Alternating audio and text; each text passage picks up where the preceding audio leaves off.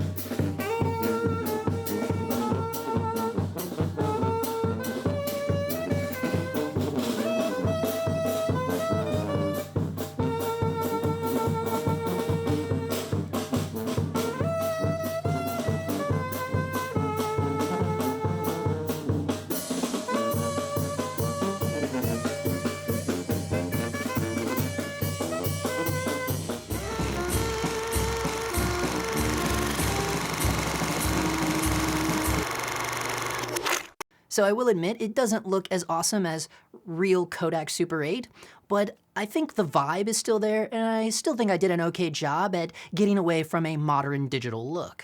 I just thought this particular event would be perfect for this idea of wanting to emulate Super 8, because Super 8 is generally a little on the gritty side, and this content being low light and being all the cool costumes, it just was perfect. Because one thing you have to remember when talking about Super 8, it was originally designed for home video. Now, the very first thing I did was a little bit of research on the old Nikon R10, specifically checking out its full line of specs. So let's talk about the actual format and the lens that's on the R10.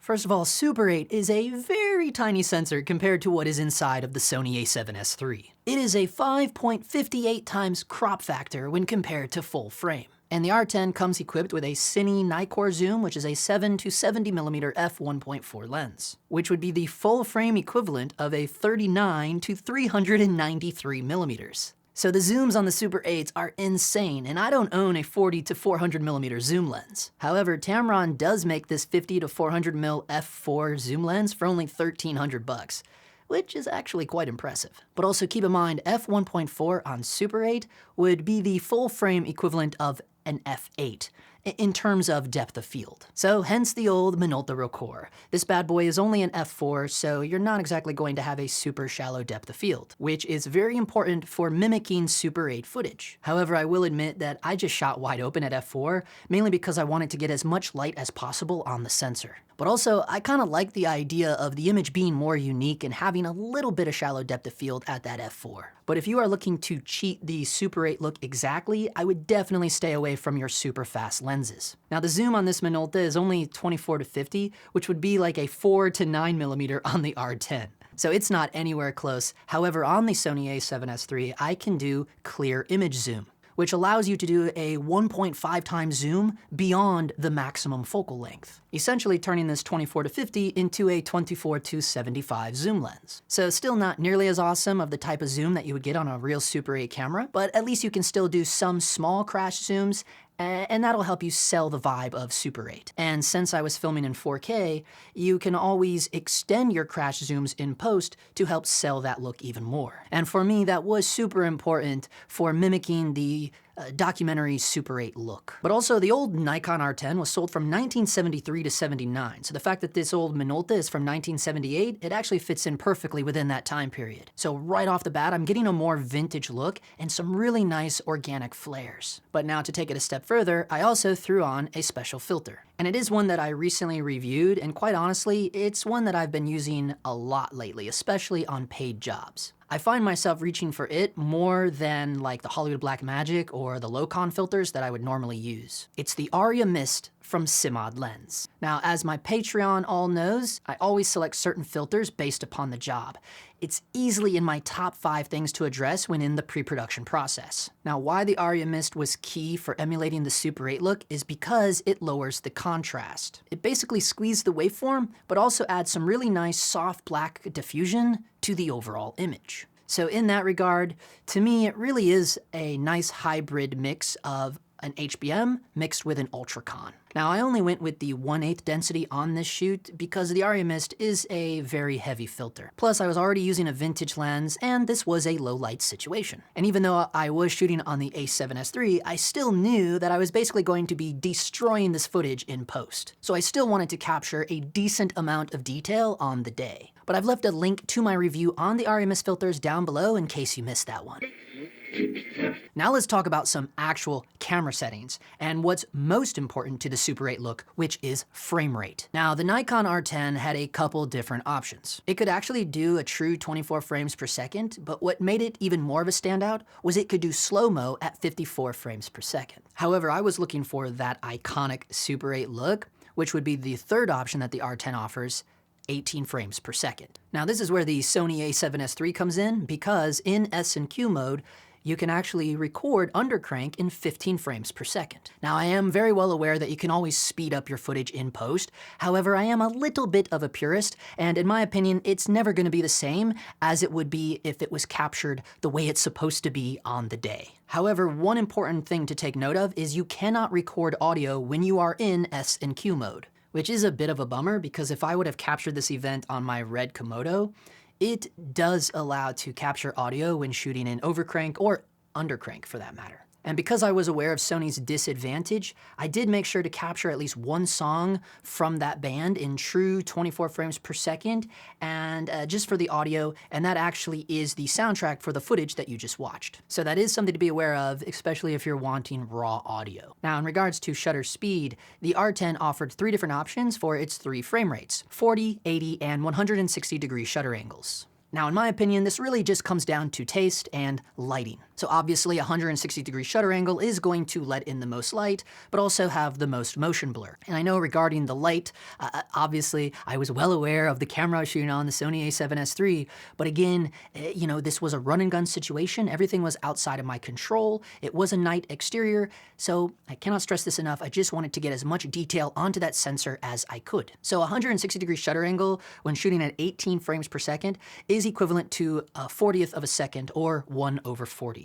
which is actually pretty damn close to what you would be shooting at if you were shooting at a normal 24 frames per second. Now, the last setting in our triangle of camera settings is ISO. Now, the R10 had an automatic film speed selector based upon whatever cartridge you used, which ranged from 400 ASA for daylight and then 650 for tungsten. So this is the only setting where I completely dismissed what the R10 offers because, again, I wanted to capture as much detail as I could on the day or night. Are you sensing the pattern here? Are you picking up on that yet? And also, I knew I was going to add in my own grain, FX, and overlays in post. And another thing to consider is that digital noise does not look nearly as sexy as true film grain. And getting proper exposure in camera is definitely the only way to get a nice, meaty digital negative to work with in post. So with that being said, I shot the A7S III in the S-Log3 S-Gamut3 Cine picture profile at its second native ISO of 12,800. Again, just to capture as much detail as I could, but again, keep in mind I was shooting at an f4 at nighttime. And also you have to remember that any FX that you plan on applying in post to emulate the Super 8 look, it's gonna crush the image that much more. So speaking of which, let's pop in the M1 Max in DaVinci and I'll show you what I did in the grade. Okay, so the first thing I want to talk about is proper timeline resolution, because you have to think about what would this look like if this was a true Super 8 footage that you got back from the lab and it was scanned and everything. You know, I wouldn't have it up-resed or anything like that. So normally it would be 1080 by 1080 processing. So it would be basically like the Instagram, one to one. The actual Super 8 footage, I edited the Super 8 video on its own and I exported it in its true timeline resolution of 1 to 1 or 1080 by 1080, right? And then when you drop it into a 4K timeline, it obviously is, you know, it's gonna adapt it to the bigger one. If you didn't have to cut this footage with anything else and you just wanted to put a video on YouTube or whatever and try to pass it off as like, hey, this is real Super 8, you know, be sly or whatever, you would want to make sure that it's at least in the proper timeline resolution and aspect ratio. Otherwise, that would be the first dead giveaway that it was fake. There's plenty of like overlays and things, so you guys know like I have this weird overlay. You could keep this style, but I didn't really want to stay to this because it's so tiny, especially because I did this on a true 1080 by 1080 timeline, and then I'm dropping it on my actual YouTube video, which is an Ultra HD timeline. So I didn't want it to stay small. So knowing that, I just wanted to introduce the piece, right? But then I quickly let it evolve into like true 1080 by 1080, right? Which is fine, because you can go to Kodak's YouTube page and watch their Super 8 reel, and it's a true 1-to-1, right? So that's kind of where I got inspiration from. You know, you want to go to true footage. The Kodak YouTube channel is a wonderful reference for that. The Rocore zoom lens with its awesome flares and everything, and the little bit of zoom range that it had, and the filter actually helped sell this look quite a bit. The biggest thing I had to focus on was a little bit of scratch, which you get with any Super 8 overlay that you can find. So all of you are filmmakers, you all have subscriptions to ArtGrid or Elements Envato or one of those things. All you gotta do is go there, type Super 8, and you're gonna find all kinds of cool stuff. That's where you're gonna get the sound effect of the reel, like what was in mine. You're gonna get the overlay. There's all kinds of stuff in there. The Kodak logo is something I just pulled myself off of the Kodak website. The amazing thing that I wanna share with you is the options that are in Resolve that makes this easier regarding grain and film emulation and all of that. So right now the grade is on, and that's the grade off. So you can tell that it was much crunchier than what it was. So this is where things like the overlays and the options within Resolve helped this out a lot. And plus I was lifting it a little bit, right? So there's a couple different things I did. First, let me back up to the timeline. I'll show you with the overlay and off. So there's the overlay off. There's the overlay on. You can see it's actually crunching the image a little bit more, but what I liked about it is it's adding this kind of stuff on the top and bottom. Because the first thing is I want to show you in the inspector the effects that I put on every clip. So the first one is film damage. Now this is just an open FX tool. You can find that in your FX panel, and I don't really tweak it at all. You can go crazy in here, lots of cool stuff. You can make more dirt, less dirt, whatever you want to do, scratch, all of that.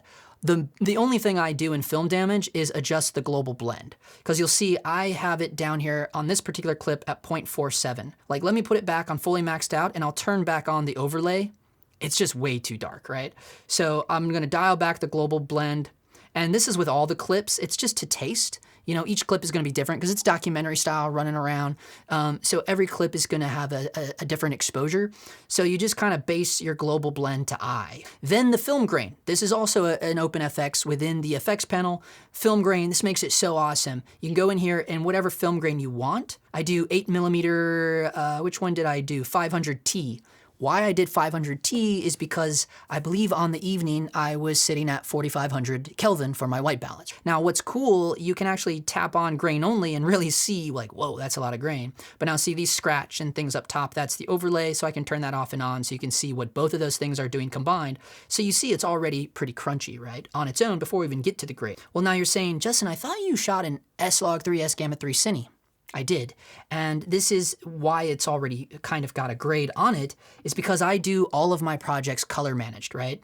And if you don't know anything about that, I would highly recommend that, okay? So you can do that in your color management tab. I always do everything DaVinci YRGB color managed, HDR DaVinci wide gamma intermediate, and a Rec 709 gamma 2.4. Okay, I do that with every project.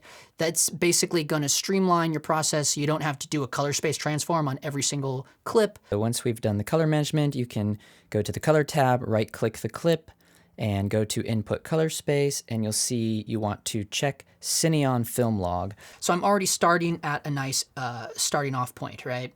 And then in my first node, because this is just how I do it, that is where I put my LUT. And the LUT I use is another standard DaVinci LUT. It's just in here under film looks, and it is the DCI P3 Kodak 2383D55. It's fine because I don't use the full LUT. And what I mean by that is, and I do this with all my LUTs, by the way. I go over to the key output, the key panel, and I change, you can see how low I drop my key output down here. It's all the way down to 0.30. Right? Because I don't like any of the LUTs super maxed out with anything. Honestly, I don't use LUTs. I just used it for this project just to make my life easier. And plus, this wasn't like precious footage because it's Super 8, I want it to be grungy and weird as much as possible. So I'm not doing any sort of heavy grading on this. Sorry for all of you hoping this was gonna be like a really cool color grading tutorial. It's not, it's quite, set it and forget it kind of thing. But you can go wild, there's plenty of other tutorials out there that you really go ham on the Super 8 footage. And I get it, but I kind of don't really understand it. I think it's a little bit unnecessary, quite honestly, because everything is already in here with what we've done so far, in my opinion, right? In my opinion. And again, a lot of it comes down to the way I captured the footage. I already did it in the proper frame rate. I already did it in the proper shutter speed. I already had the proper lens that I wanted. I already had the filtration chosen. So I don't have to change a lot of this stuff that a lot of guys are having to change when they do these Super 8 tutorials online. But the reality is again, it's like from the viewpoint of a director of photography or a cinematographer or even a videographer, whatever you want to call yourself, in my opinion, you should always be honoring the piece that you're working on. And quite frankly, it always begins with the sensor, the lenses, the filters. That's step one in any pre-production process, right? And then my second node is just where I make little minor tweaks, and really I only live in the primary color wheels tab, right? Now, one thing that sometimes you do need to add is a little bit of blurring. And I don't mean emotion blur, because I already had that on my own with my settings. What I'm talking about is the radius in terms of if a clip is too sharp. So there actually was one clip in here that was really, really sharp. And so I did have to dull it down a little bit. This is where I changed my blur, right? So you can see I pulled up the radius just a little bit, because if I reset this, I'll zoom in on this. It's probably gonna be very hard to tell the difference on YouTube. That was one clip in particular where I just brought the radius up just a tad, just to help blur it a little more. So that might be something you wanna be hyper aware of, is like sharpness is gonna kill that Super 8 look immediately. So here's some last minute tips that I wanted to send you all off with, just based upon my own experience with this little project. I would not worry about stabilization. I shot this entire thing handheld using the EVF, and regarding micro jitters and shakes, I think it's pretty damn similar to what it would look like if I actually did shoot it on the R10 regarding, handheld shaky footage. I may have had active stab on, but honestly, I can't even remember. Either way, I wouldn't bother with gimbals and all of that nonsense. Just take the camera out as it is and go and have fun with it. Again, fun was the whole point of Super 8 to begin with. Actually, fun is probably the whole point of any sort of filming to begin with. Okay, if you take away nothing else of this video, I would highly recommend you at least keep in mind these two important things. frame rate, and zoom lens. I just feel like those are the two essential items that I think of every time I think of Super 8. Yes, it's grainy, but it's always handheld, jittery because of that frame rate, and you always get those big whip zooms in and out because of that insane zoom lens that all the Super 8s came stock with. Now, if you don't have a camera that can shoot that low of a frame rate, you can obviously speed up your footage in post.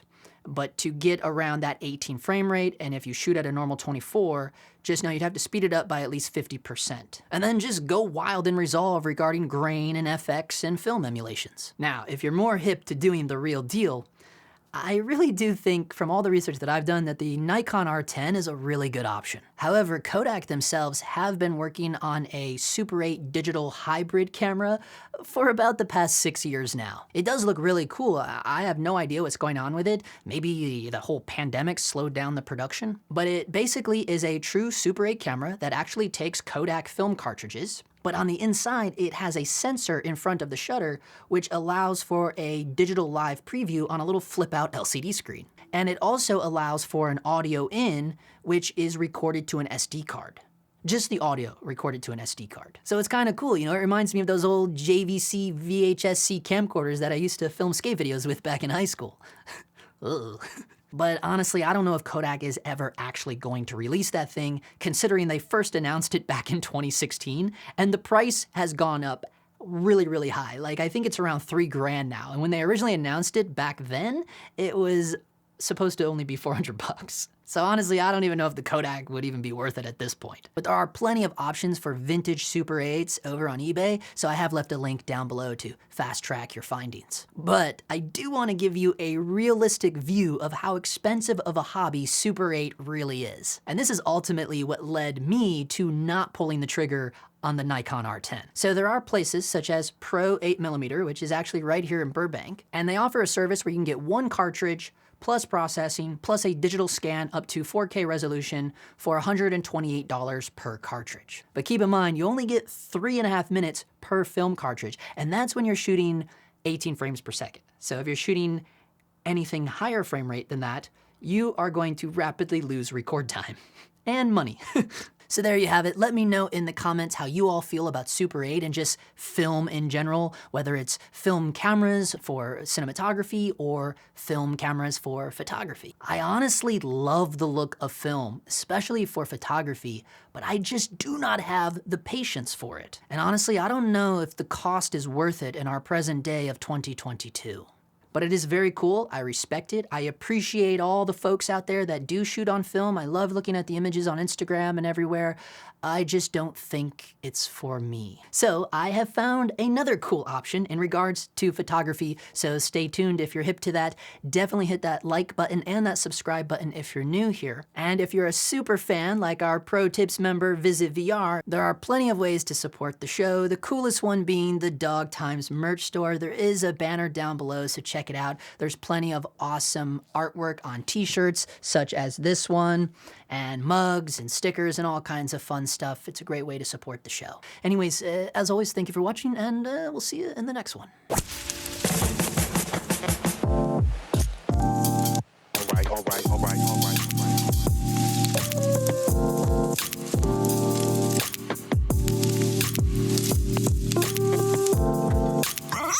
Makeup, makeup, Mr. Brolin, makeup.